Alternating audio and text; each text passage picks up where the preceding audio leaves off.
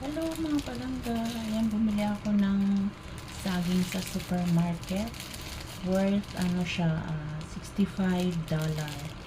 So sa Pilipinas is mga ngayon yung palitan ngayon is 1.88, so nasa 100 plus.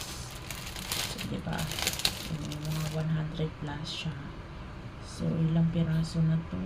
1, 2, 3, 4, 5, 6, 7, 8 siya mga palangka, 65 NT. So sa Pilipinas is nasa 100 plus siya.